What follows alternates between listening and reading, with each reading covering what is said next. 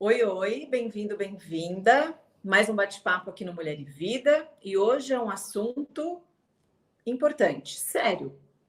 Sim, vamos falar do divórcio. Para oficializar judicialmente, né, o fim de um casamento, o casal precisa entrar com um divórcio. Aí vamos falar das implicações no mundo jurídico e das consequências para quem decide tomar essa decisão tão importante. Um bate-papo importante. Eu vou receber a advogada Tatiana Meneghel para a gente falar um pouquinho disso tudo e do aumento que teve. Ela já está aqui, Tatiana Meneghel, para esse bate-papo tão importante. Eu estava vendo aqui, enquanto estava te esperando também, os dados do aumento do divórcio que teve, assim, bateu recorde em 2021. A gente vai falar sobre isso também. Quero agradecer sua presença aqui no Mulher e Vida. Vai ser muito rica, tenho certeza. Esse bate-papo vai ser riquíssimo.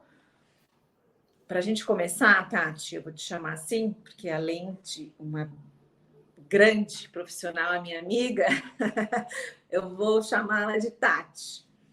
Tati, eu quero começar com um vídeo que eu vi, me tocou bastante. Eu acho que a gente pode começar esse assunto que é tão sério, tão importante, pesado, com um vídeo da Astrid no GNT, no Saia Justa, que ela fala da lei do divórcio. Vamos ver, depois a gente comenta. Eu quero falar de 1977. Vocês viam, tem gente aqui nascendo. Eu não era nem nascida. Não, Eu tinha 7 anos. Então, em 1977, o Brasil cria a lei do divórcio. E eu sou uma filha de uma mulher desquitada. Minha mãe se separa do meu pai quando eu tinha 6 meses, em 1961. E de 1961 a 77, ela era apontada como a desquitada. E era, era uma coisa muito pejorativa. A largada, a puta, ela era mal olhada.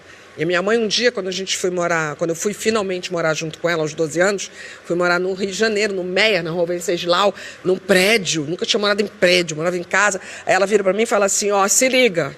Isso foi em 1972, ainda não tinha a lei do divórcio, porque tudo que acontece de errado num condomínio desse tamanho, ou vai ser a filha do preto, o viado do terceiro andar, ou a filha da desquitada, porque para todo mundo eu sou puta, Astrid. E eu não fui aceita num colégio, no Rio de Janeiro também, um colégio de freira, porque eu era filha da desquitada. Então, essa lei do divórcio, em 1977, deu à minha mãe cidadania e respeito a todas as mulheres que viviam nessa condição, porque ela não era a única, né? Ai, Tati, 77. Ai. Nasci. Nasci para fazer parte também desses dados.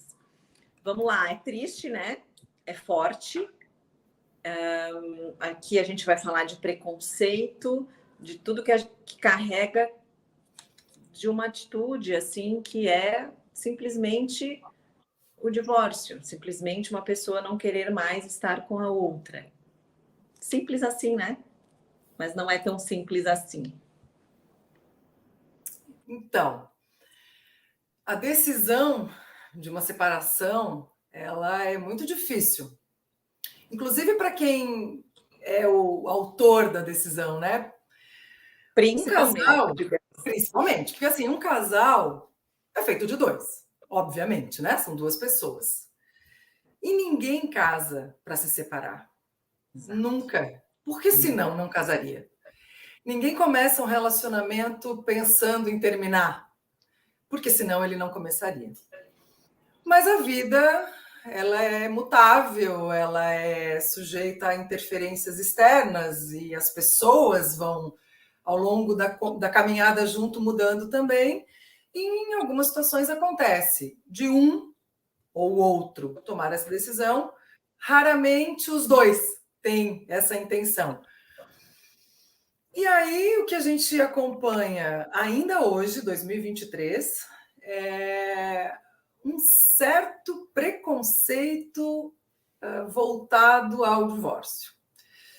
Não pelo Poder Judiciário, não pelo amparo que seja a mulher, seja o homem vão ter, mas culturalmente falando, né? Nós ainda vivemos uma cultura que valoriza a família como base, como pilar, como sustentação, que eu não discordo. Família é realmente a nossa base e adoro a minha família, mas a família não necessariamente é composta por um marido e uma mulher. Hoje em dia a gente tem 1000 tipificações de família, né? Então, esse vídeo da Astrid, ela fala do começo da década de 70. Obviamente, nós tivemos muita mudança no ponto de vista jurídico com relação ao tratamento do divórcio, especialmente com relação ao tratamento da mulher, muita mudança mesmo, mas ainda assim a gente vive uma sociedade que cultua o casamento, que cultua a união estável, que cultua o estar junto. E quem passa pela experiência da separação sente, né? Esse olhar, às vezes, um pouco ainda... Nossa, mas como assim, né? Separada, divorciada, enfim. Então, a gente tem que olhar para isso com muito carinho, porque quando a gente está tratando de relações de família, divórcio, convivência de filhos, questão de alimentos, questão de patrimônio, a gente está falando de coisas muito, muito delicadas, preciosas, né? E coisas que trazem uma carga emocional que, infelizmente, tem que ser objetivadas para resolver na seara do judiciário o espólio de uma relação, a herança de uma relação. Então, é um assunto que merece um olhar bem cuidadoso. E aí, o que mudou judicialmente no sentido do amparo à mulher? Porque, querendo ou não, a mulher sempre é a mais prejudicada, né? Mesmo o homem pedindo a separação, a mulher é a ponta mais fraca, né, da corda. E muitas não se separam, não têm coragem para isso, porque acham que não vai ter como se sustentar, vai perder casa, vai perder o filho, enfim, são os medos que, né, estão ao redor dessa palavra, dessa atitude. Judicialmente falando, para quem está passando por esse processo, para quem está assistindo a gente, falta só aquela coragem, aquele empurrãozinho, ou até a certeza de saber que não, ela tem esse direito e todos os direitos ao redor, né, diante de uma separação. O que mudou judicialmente? Bem, essa lei do divórcio que a gente viu no começo do vídeo, ela é um marco, né? Primeiro, a gente tem assim mudanças operacionais, jurídicas, que talvez não seja tão interessante trazer para o nosso público aqui, mas para ter uma ideia, durante algum momento a gente era obrigado a passar por uma separação e esperar um tempo para então fazer o divórcio, né? Porque tem uma diferença jurídica com relação à separação e divórcio. A separação, ela é um status onde as partes já não estão mais juntas, mas os laços, os vínculos jurídicos do casamento ainda estão vivos, né? E eles vão ser rompidos de forma definitiva com o divórcio. Hoje a gente já pode fazer o divórcio direto, né? As partes não estão mais interessadas, elas vão lá em manter a relação, elas vão lá e promovem o divórcio direto. Inclusive, mesmo que a outra não queira. Hoje já está pacificado que, não havendo mais condição, pelo menos por um do casal, né, de manter a relação, ninguém é obrigado a viver preso com o outro, seja por qual razão for. Mas assim, Ju, eu também vou tomar a liberdade de chamar de Ju, porque, né, uma longa relação aí. Ju, assim, a gente hoje pode dizer que tanto o homem quanto a mulher, eles vão estar amparados. Porque eu concordo com você que, justamente pela questão cultural que a gente acabou de falar, a regra ainda é que a mulher tem uma condição mais vulnerável em face do homem, por conta de uma questão ainda cultural, de que a nossa tradição o homem sai para trabalhar e a mulher fica em casa cuidando da família, da casa e dos filhos. Claro que a gente precisa reconhecer que hoje nós temos muitas mulheres que são as financiadoras do lar, que sustentam e em pé de igualdade com os maridos, né? Mas você tem razão quando você fala que muitas mulheres postergaram ou evitaram a decisão da separação e do divórcio por desamparo, Porque nessa configuração mais tradicional da qual a gente está falando, onde há um pacto entre o casal, que o homem vai para a rua trabalhar, tocar empresa, viajar, fazer o dinheiro para trazer para casa, e a mulher se recolhe ao lar para fazer um papel super importante, que é cuidar dos filhos e da casa, e deixar que esse marido possa sair tranquilamente, quando voltar ele está ali com tudo organizado e funcionando. Essa mulher, obviamente, ela sai do mercado de trabalho, ela para de se qualificar profissionalmente, se é que ela já era qualificada, porque se a gente pegar uma regra um pouquinho mais antiga, a mulher nem se qualificava. Ela era criada para casar, para ser dona de casa. E vamos lá, eu vou fazer 48 anos semana que vem, e na minha família de origem, eu tenho o meu lado materno, já mais moderno, onde as mulheres já foram treinadas para estudar e trabalhar, mas pelo meu lado paterno, as minhas tias irmãs do meu pai foram criadas para ser donas de casa. E elas queriam, lá em Jaguaruna, na nossa praia, passavam lá na casa de veraneio da minha mãe e diziam assim, quando eu tinha uns 14 anos, Ruth, você tem que ensinar a Tatiana a cozinhar, você tem que ensinar a Tatiana a limpar a casa, você...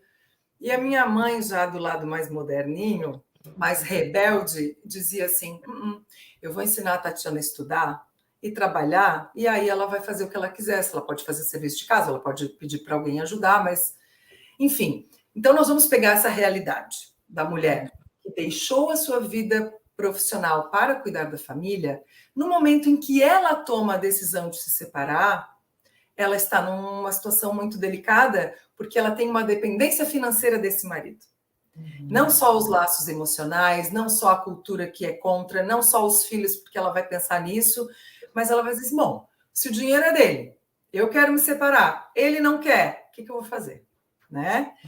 Então, hoje, a gente tem entendimentos no judiciário brasileiro de que a pensão alimentícia para ex-mulher, e aí quando eu falo ex-mulher, entendam o ex-marido também, porque a gente pode estar numa situação invertida, né? Mas eu vou falar o ex-mulher, que é o mais corriqueiro. Hoje em dia, Ju, por conta da modernidade e da mulher inserida no mercado de trabalho, a pensão alimentícia, ela é uma exceção, ela nem é uma regra. É uma exceção no sentido de que a evolução do judiciário ao longo do tempo foi percebendo que as mulheres foram deixando de ser tão donas de casa e tão dependentes, também foram se colocando no mercado de trabalho e quiseram proteger um pouquinho aquele entendimento de que não, mas espera aí, se ela vai se separar porque ela quis e o cara não quer, daqui a pouco ela vai achar que o marido é uma previdência privada e não vai querer trabalhar. Então, o judiciário resolveu dar um tratamento mais cuidadoso também nessa questão da pensão e não deferir para todo mundo esse direito, mas olhando no caso concreto. E o que é o caso concreto? Essa situação, a mulher deixou de trabalhar para cuidar do núcleo familiar, ela está afastada do mercado de trabalho por um acordo da família, então ela merece um auxílio para se recolocar no mercado de trabalho e para buscar o seu sustento e precisa de um tempo para isso.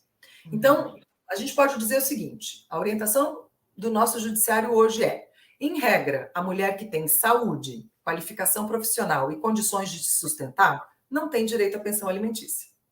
Mas a mulher que tem uma idade mais avançada, aqueles casamentos mais antigos, ela nunca trabalhou, ou ela não está conseguindo se inserir no mercado de trabalho, ou ela tem uma limitação, esta merece o amparo e a pensão do ex-marido. Obviamente, olhando as condições desse ex-marido também, né? Tem que olhar, quando a gente fala de alimentos, a gente sempre olha a necessidade de quem está pedindo, a gente olha as possibilidades de quem está sendo solicitado e a gente olha uma razoabilidade, né? Aquele exemplo clássico. O filho do Neymar não precisa de 15, 20, 30% da renda do Neymar para sobreviver, né? Ele precisa suprir as necessidades dele. Então, tem que olhar uma questão de razoabilidade também. Perfeito. Tati, quando... aí, falando de mitos e verdades, né? Porque tinha muitas condições, assim, por exemplo, se a mulher, ou quando a mulher escolhe a separação, ou porque já encontrou uma outra pessoa, aí ia perder tudo, porque traiu. Ou foi... por conta do dinheiro mesmo, não vai conseguir, não vai entrar, não. Enfim, mitos e verdades do divórcio hoje, 2023. Vamos lá, tem coisas muito importantes para a gente lembrar. Uma das coisas que mais me vem à cabeça é assim, abandono do lar. Né? Perfeito. Abandono do lar, aquele que sai de casa perde o direito a tudo. Aquele que abandona o lar, que resolve sair do casamento, ele não tem direito a nada. Ele jogou a história do casal ao vento e agora ele está desamparado. Durante um tempo era mais ou menos isso mesmo que acontecia, né? O abandono do lar era uma figura. Até hoje, os clientes me perguntam, né? Escuta, mas eu acabei saindo de casa num acordo até com a minha parte lá, mas agora estou com medo. Então, assim, hoje em dia, o sair de casa, o abandono do lar, já não provoca mais esses efeitos de perder tudo, né? Tem uma exceção legal ainda, tá? Tem uma exceção legal que é assim.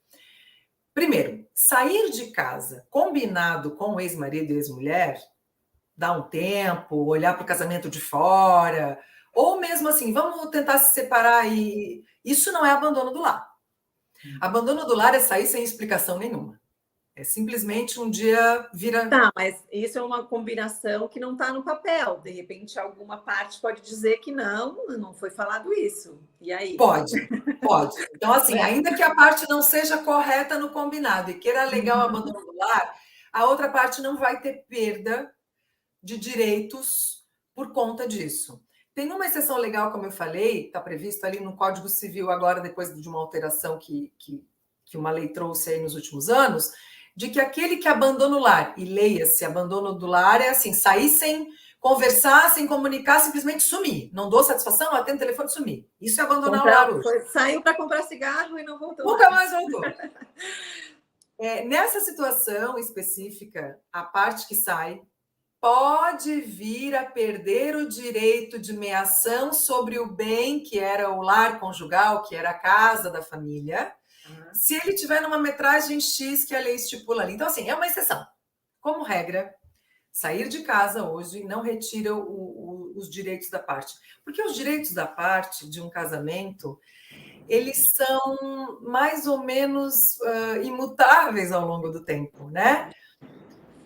O direito ao patrimônio, vamos lá, fala da meação. Vai depender muito do regime de bens do casamento. Nós temos algumas opções na lei. Mas eu não fiz escolha, eu sei lá, eu só casei, eu só me juntei, que é a união estável que tem os mesmos efeitos do casamento hoje. Aí a gente considera que o regime que está regulamentando essa união é a comunhão parcial. É o mais tradicional. Se a gente não escolhe, a lei escolhe por nós, mas nos últimos anos é o que tem sido mais escolhido. Então, comunhão parcial significa o quê? Tudo aquilo que foi adquirido de forma onerosa, ou seja, comprado, não foi doado, não foi recebido de presente, não foi recebido de herança. Durante a união ou casamento, pertence aos dois. Os dois. Não importa quem pagou. Não importa se foi só ele que pagou, que se foi só ela que pagou. Se foi comprado durante a união estável ou o casamento, é dos dois. Pertence metade para cada um. Regra geral, vamos ter exceções? Um exemplo de exceção. A casa da família foi comprada durante o casamento. Eles foram lá e compraram um apartamento. Mas, para comprar aquele apartamento, veio um apartamento de solteiro dela. Ela trouxe o dinheiro do apartamento de solteiro que ela vendeu. Aí nós temos que olhar essa parte que é chamada bem exclusivo, que era só de uma parte, deduz esse valor e partilha o resto. Então, assim, esse direito patrimonial não vai ser influenciado porque abandonou o casamento, porque traiu, porque isso é que é uma evolução que a gente pode considerar do Poder Judiciário, né? Não vai perder direito por conta disso. Tem uma discussão ainda sobre a parte que traiu ter ou não direito a alimentos. Isso ainda é uma discussão, mais ou menos superada pelo fato da necessidade de um e possibilidade de outro, né? É difícil, Ju, a gente falar de direito de família, porque cada caso é um caso.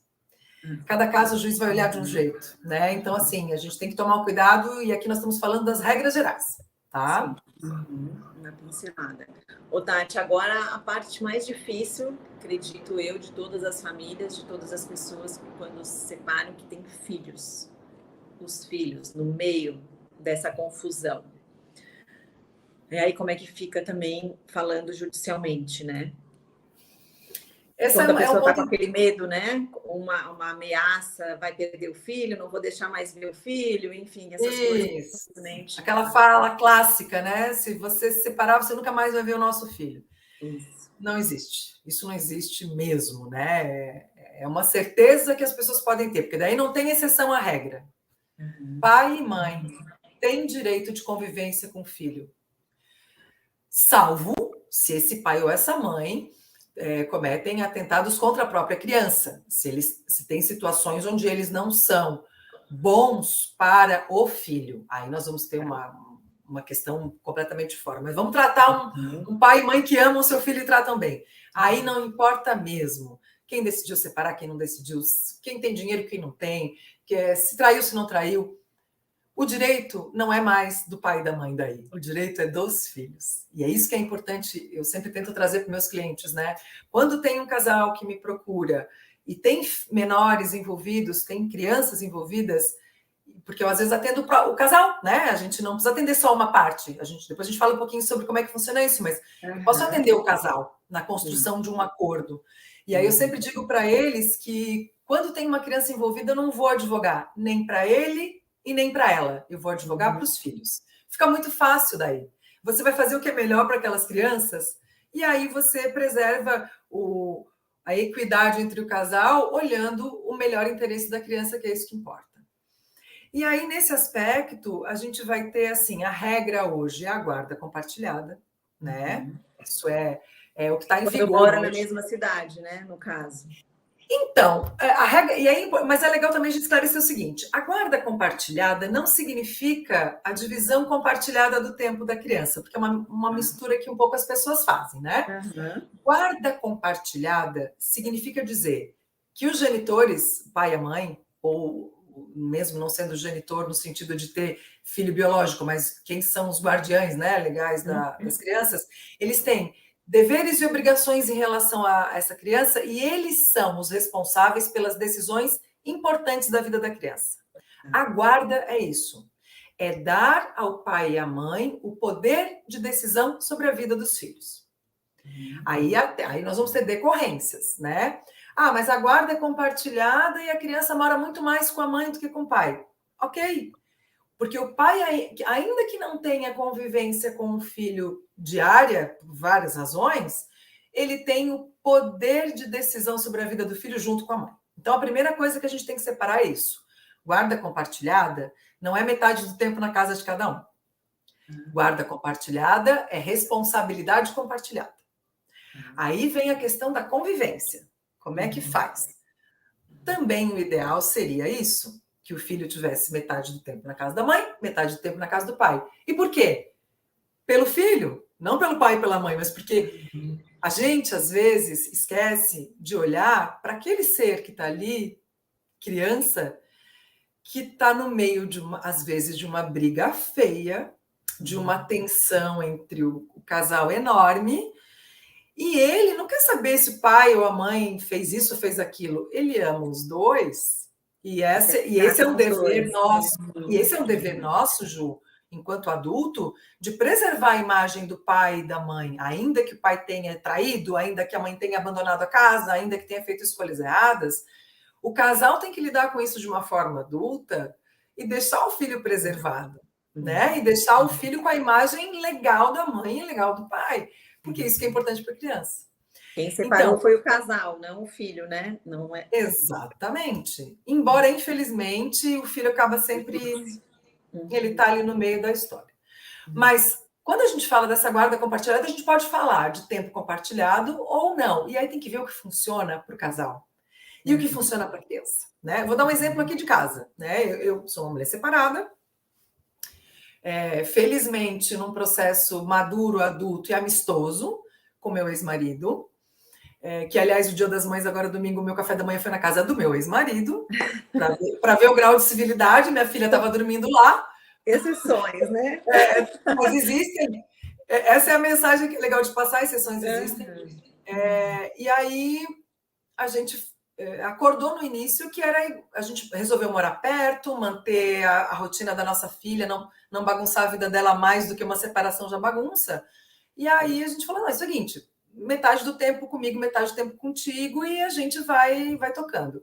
E fomos fazendo assim no começo. Só que daí ela nos chamou e disse assim, olha, aí esse negócio de trocar de casa toda noite, mochila e material, e aí eu não sei onde é que está isso, onde é que está aquilo. Dá para a gente olhar para isso? E aí os adultos sentaram, né, e falaram, olha, vamos fazer o seguinte, vamos deixar uma casa regrada para, assim, noites de semana ela tá na casa de quem é mais regrado. Quem tem horário para acordar, levar, que no caso sou eu, né? Porque eu acordo cedo, eu levo, eu busco e tal. Ele é super responsável, ele é participativo, mas assim, o horário regrado, porque ele é professor universitário, ele dá aula à noite, então a rotina da noite para ele é mais bagunçada. Difícil. Como ela estuda de manhã cedo, tem que dormir cedo, enfim. Então, o que a gente acordou? A regra é que aqui em casa, na casa da mãe, fins de semana, férias, feriados, alternados, mas ela dorme de segunda a sexta. Sexta aí depende do fim de semana, né? Mas dorme comigo. Às quartas-feiras, meio da semana, ela dorme lá, porque também eles não aguentam de saudade um do outro, então dá uma quebrada, mas uma noite só para ela funcionou, e assim a gente ajusta. Mas aí, nesse aspecto, Ju, tem várias formas. Tem 2 dias na casa da mãe, 2 dias na casa do pai, troca fim de semana. Tem 7 dias na casa da mãe, 7 dias na casa do pai, troca. Tem até assim, o filho mora na casa que era da família, quem troca é o pai e a mãe. O filho está sempre ali. O pai e a mãe é que vão e vêm. Tem de tudo. Tem de tudo. Então vai muito da rotina, né? E aí da sabedoria do casal olhar para a necessidade da criança, respeitar, mas olhar para o seu dia a dia, né? Vida corrida, a gente sabe como é que é. Perfeito, perfeito. O exemplo. Tati, aí eu peguei aqui uns dados do Instituto Brasileiro de Direito de Família, que é assim incrível. O Brasil bateu recorde de separações em 2021. 80.573 divórcios em 2021. Muito, né? Um aumento, assim, um crescimento em comparação ao anterior de 40%. E aí as maiores cidades com número de divórcios, São Paulo, Rio de Janeiro, Rio Grande do Sul também, tá? Minas. É enorme, assim. E aí um dado aqui, o dado dessa pesquisa aponta a pandemia como causador disso tudo. E queria falar um pouquinho sobre isso, porque aí a gente vai entrar na questão relacionamento, né? Principalmente em cidade grande, onde as pessoas acordam e só vão se ver à noite. E aí na pandemia foi obrigado a estar junto de manhã, à tarde e à noite. Complicou bastante para quem mora, para quem teve essa vida bagunçou. E aí a pessoa realmente conheceu o marido ou a esposa, né? Porque casa e não conhece, porque é um trabalho, é o dia a dia, aquela loucura. E na pandemia as pessoas se conheceram e realmente resolveram se separar. Foi o que aconteceu, mas assim, eu também quero deixar um depoimento. A pandemia realmente teve esse efeito no aumento de separações e divórcios, mas ela também solidificou muitas relações. Ah, sim. A gente tem os dois mundos, né? Uhum. Algumas relações se fortaleceram. As pessoas viram o quanto elas tinham força uma na outra, o quanto estar junto era importante, e aí a gente teve renovação de votos também, né? Uma repactuação. Isso é assim, Ju, quando a gente vai falar de direito de família, a gente vai falar de emoção, de sentimento, por isso que todo advogado de direito de família é um pouco psicólogo. Se não tiver, tem uma advogada amiga minha, Aline Burich, ela é excepcional. E ela sempre fala escuta, né? A gente tem que ter muita escuta. Muito mais do que falar é escutar, porque sei lá, 70% das vezes, as primeiras consultas, a pessoa está precisando mesmo é botar para fora. Ela nem tem tanta dúvida, ela não tem nem certeza se ela quer separar, ela quer botar para fora. Claro que o mundo ideal é que as pessoas tivessem um apoio psicológico, terapêutico, para poder olhar para isso, mas a gente sabe que no mundo real muitas coisas impedem que isso aconteça. Então, sim, nós que atuamos no direito de família tivemos um aumento de demanda e percebemos que esse aumento de demanda nesses anos pós-pandemia se deveu a esse fato que você comentou. Muitos casais resolvem ter uma vida juntos e começa aquele namoro gostoso, começa aquele um fica na casa do outro um pouquinho, daqui a pouco, mas a gente está ficando tanto um na casa do outro, já abandona uma casa de um, e assim a coisa vai, uma construção, mas meio que atropelada pelo dia a dia, né? Então, realmente, se você é aí de São Paulo, aqui em Florianópolis também um pouco, mas as nossas cidades de origem menores, a pessoa até que vai para casa almoça e faz refeição junta, mas em cidade grande, dá um beijinho de manhã, sai e volta de noite, às vezes o outro já está dormindo. Já aconteceu de a gente entrar e sair de casa e ficar 2, 3 dias sem se ver morando na mesma casa, né? Acontece. A pandemia fez o quê? A pandemia trancou literalmente todo mundo em casa. E trancou todo mundo em casa em situações muito adversas. Medo, incerteza, sem ajuda valiosa das pessoas que nos ajudavam com a casa, com a criança, e o dia a dia do trabalho, para a grande maioria das pessoas, não parou. No meu caso específico, eu além de trabalhar com direito de família, trabalho com direito educacional. A minha vida no direito educacional durante a pandemia foi uma das piores fases em volume de trabalho que eu tive. A gente estava numa transição de uma operação grande e tudo acontecendo, o comitê de crise de Covid decidiu o que faz com o aluno, com o professor, se bota gente da sala, não bota gente, enfim. Então, realmente... Tudo ao mesmo tempo. Tudo ao mesmo tempo. E aí, aquele casamento que era quase um namoro, que a pessoa se via de vez em quando, virou um intensivão, 24 horas seguidas, 7 dias por semana.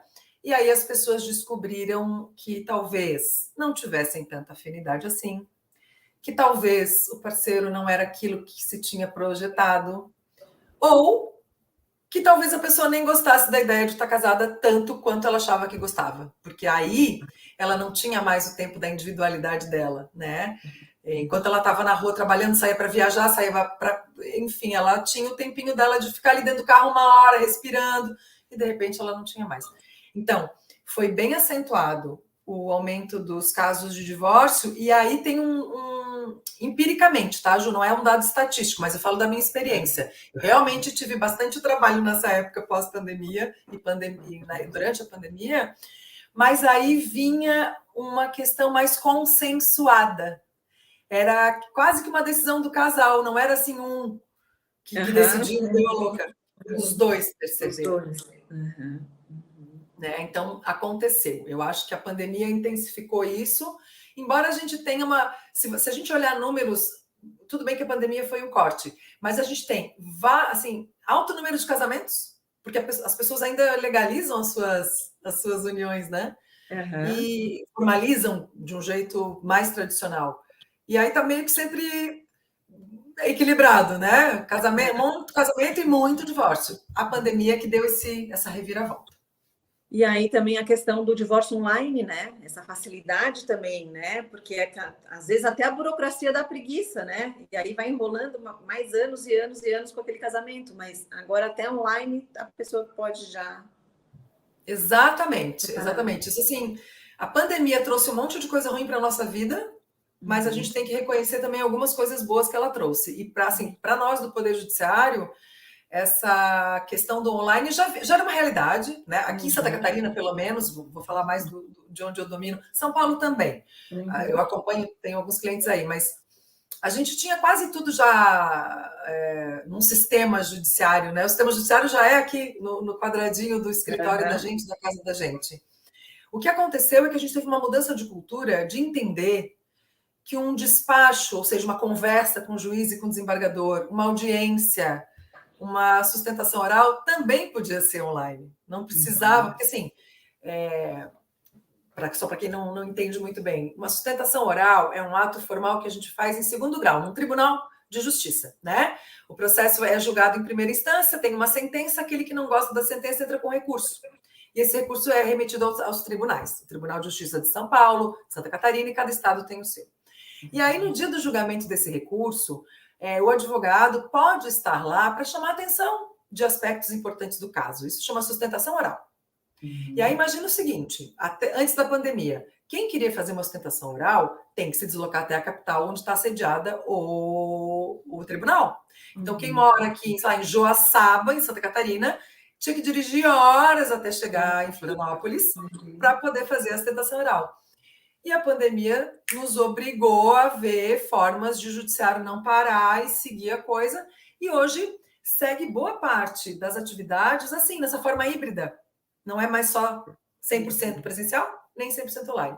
Então, de fato, Ju, assim, um casal que me procura essa semana, que quer botar fim ao seu casamento, está feito um acordo, está conversado.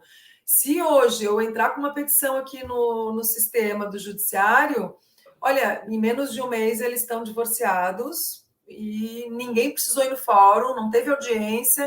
A gente está falando de um caso que não tem menores, falando de um caso que tem acordo, né? Já teve uma situação de uma colega advogada minha que me contou assim, em 3 dias o juiz sentenciou um acordo de divórcio. Então, é claro que isso facilita, né? Não precisar mais passar por toda uma burocracia. Tá, mas essa facilidade tu acabou de falar ali para quem não tem filhos, e quem tem filhos também consegue essa... Dá para fazer também tudo online, só que aí depende. Se for com um acordo, é a mesma lógica que eu acabei de contar. Só que a gente vai ter a fiscalização do Ministério Público. O Ministério Público vai olhar para os interesses da criança e ver se está tudo certo, tá? Então, tem um estágio a mais. Mas se a gente não tem acordo, e aí não importa se tem filhos ou não, ainda que seja online, ainda que eu entre com a petição via sistema, aí a gente vai ter um processo mais longo, né? Porque aí nós temos várias fases de uma ação de divórcio. E ela é bem sofrida. Ela é bem sofrida porque ela arrasta o fim de um casamento para discussões que são complicadas, né? Essa é uma questão que precisa ser melhorada ainda, né? Avançada, digamos assim, né? Tem para olhar com esse cuidado, né? Porque realmente arrasta, né? O judiciário eu queria falar quem procura um advogado, da questão consensual, e aí ou quando parte para o litigioso, que é o pior. Aí, como é que um advogado, por exemplo, ou tanto o parceiro ou a parceira foi te procurar porque está com essa ideia e quer... vocês entram com essa ajuda no sentido, vamos tentar algo consensual que é melhor, e aí existe chamar o parceiro, né, o outro que nem sabe ainda, enfim. É legal essa pergunta. Vamos lá. Primeira coisa, a gente vai separar consensual, litigioso. Litígio é briga, né? Litígio é discórdia. É o pior dos mundos. E consensual é um acordo.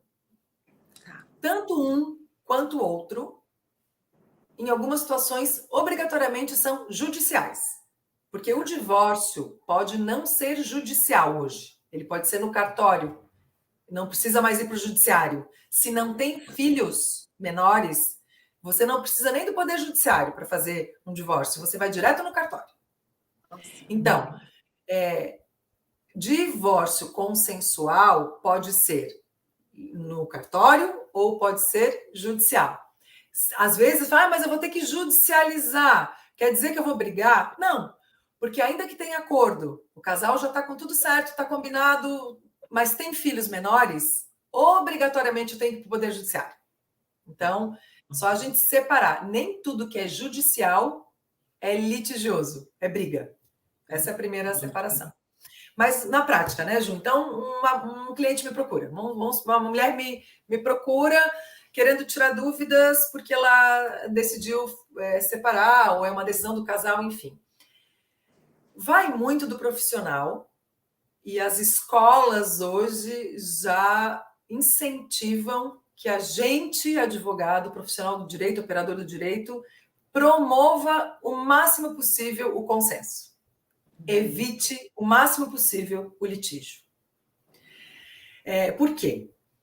Especialmente no direito de família, a minha opinião eu não acho que qualquer juiz ou juíza, promotor ou promotora, por mais bem preparados que sejam para estar ali desempenhando essa atividade, são as pessoas certas para decidir a vida de um casal e a vida do filho do casal. Eu sempre tento levar isso, né, para os clientes. Olha, as pessoas certas para decidir o melhor são vocês mesmos. Então, aí eu tento fazer um papel de mediadora, né? Então, se eu sou procurada por uma pessoa e ela diz, eu e meu marido, a gente está querendo separar, me te indicaram, eu te achei, enfim, eu quero saber como é que funciona. Aí eu converso com essa pessoa e pergunto para ela, teu marido está sabendo da conversa, ele já tem advogado, como é que funciona? Porque a gente tem uma questão ética, que a gente não pode conversar com a outra parte se ela já tem um advogado representando ela. Né? Aí a minha conversa seria com o advogado dele, não com ele.